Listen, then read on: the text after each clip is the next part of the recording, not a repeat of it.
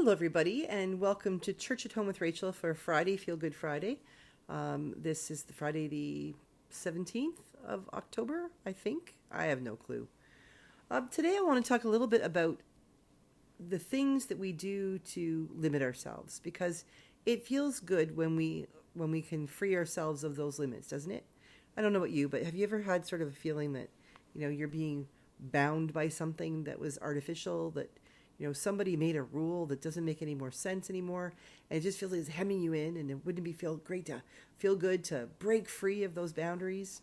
I mean, we all have them. I mean, anybody ever rip the tag off your bed, your mattress, the one that says "Do not remove," or children's toys, the dog toys, things like that, those tags that hang there? For years, I felt guilty about taking those off, and then one day I did, and I took it off a new bed, a mattress. And I honest to God, I was alone in the house, and I took it off and I looked around to see if somebody was going to give me heck for that.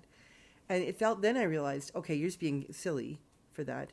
But at the same time, it felt good. It felt freeing. And Skunk is with me today, and she's whining, and she just came in from outside. So she's just thinks she needs to go back outside, but she's not going to. She's going to go play with her toys. Go get your stick. Come here. Come here. Hop up. Say hi. This is Skunk. Say hi, Skunk. So anyway, she feels good too. This is a great part of Feel Good Friday, is my puppy. Anyway, this idea that breaking boundaries, of breaking free of these rules that we have. And I've been thinking a lot lately. Some of you might remember I talked a bit about a deaconing we did, where we ordained a gentleman named Dave to become a deacon, who would serve not just in my diocese, but would have sort of a permeable boundaries with Spiritual Ministries of Mishamikush, which is a diocese next door to us up north.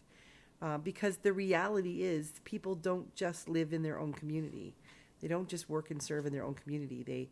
They might live in York Landing, but they come to the hospital and groceries in Thompson and vice versa. And just because the church has once upon a time said, here's the boundary, this is one group's ministry and this is another, that's just not how people work, is it? We live with different boundaries, and sometimes we completely bypass the boundaries altogether. And I think that's something we need to learn to think about more. And I'm not trying to be facetious around what's happening with ICE in the South and all the things about immigration. I really do think that as Christians, we need to stop thinking so much about the boundaries and the borders, and more about what we're called to do about those. Quite a bit in the scripture, we hear about Jesus going off to a place that wasn't where he was from. He went and he preached to people who were like, but you're from over there. You're not supposed to be here. And yet there he was. The woman who had, many relationships, and he spoke to her at the well and was able to talk to her. The Syrophoenician woman with a child who said, even the dogs get to pick up the bread off under the table. Jesus broke the boundaries all the time. He broke the borders. He crossed them. He made them more permeable. Sometimes he just said, to heck with them all, because we need to break free of those things that are holding us in. Now, granted, there are times when boundaries are helpful, when there's things having like personal boundaries, knowing when is it okay to hug another person, or when is it better to stay back and keep your personal space, things like that. But not all the time should we be so worried about the physical boundaries or the spiritual boundaries that we seem to think have got us all tied up in knots. In about a month, I'm going to go with our cathedral deacon, Leon, to the Brandon ministerial meeting, which is Brandon is represented, or the Anglicans are represented by Leon, who goes to the cathedral. And I believe there are Roman Catholics who go, and there's Pentecostals and Alliance Church and all these people.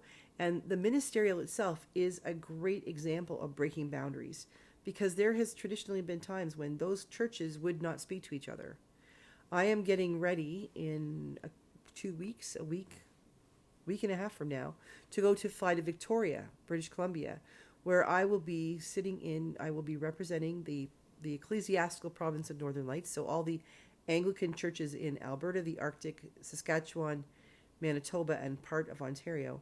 I will be the bishop representing that area at an Anglican Roman Catholic bishops' dialogue about the future of the church and who we are as Christians and things. Talk about breaking boundaries. I am very aware that the Anglican Church and the Roman Catholic Church have been in conversation with each other about such things as borders and boundaries and how they're helpful and how they're not for dozens and dozens of years. And I believe that other women bishops have been involved as well, but it's really saying something that I, this kid who grew up in southwestern Ontario, get to go and be part of a conversation that I never would have guessed I could be. There's a boundary that I am going beyond, and I never thought I would. I think it's really important for all of us to recognize where are the healthy boundaries in our lives, but where are those ones that we need to say, those are made up, like that tag on the mattress or on a dog toy. We don't have to wander around with those hanging around in our, like, onto our things. We can rip them off. We are allowed. There is no mattress police going to come and arrest us for taking that tag off. Although I think for a long time, I did think that somewhere a bell would ring if I ripped that tag off. We need to do the work of recognizing when the boundaries are healthy. Good fences make good neighbors. But we also need to recognize when there need to be gates in those fences. Where are those places and times when we need to say the boundary or the border isn't helpful right now? We need to talk to each other. We need to wander into each other's space a little bit, learn from one another. So as you head into your weekend, I want to encourage you to think about your boundaries and your borders. Who is your neighbor? Do you talk to your next door neighbor? Do you have a big fence or a bush between you that stops you from getting to know each other? Maybe it stops the dog from running into their backyard and doing its job everywhere that they don't want it to do. But maybe it also stops you from being able to have a great conversation. I think we need to be willing to break open those borders and those boundaries. And in particular, as Christians, I think we need to be willing to do that ourselves so that we can recognize, where is God calling us to proclaim the good news? Where is God calling us to bring peace to those who have no peace, to bring hope to those who are in despair?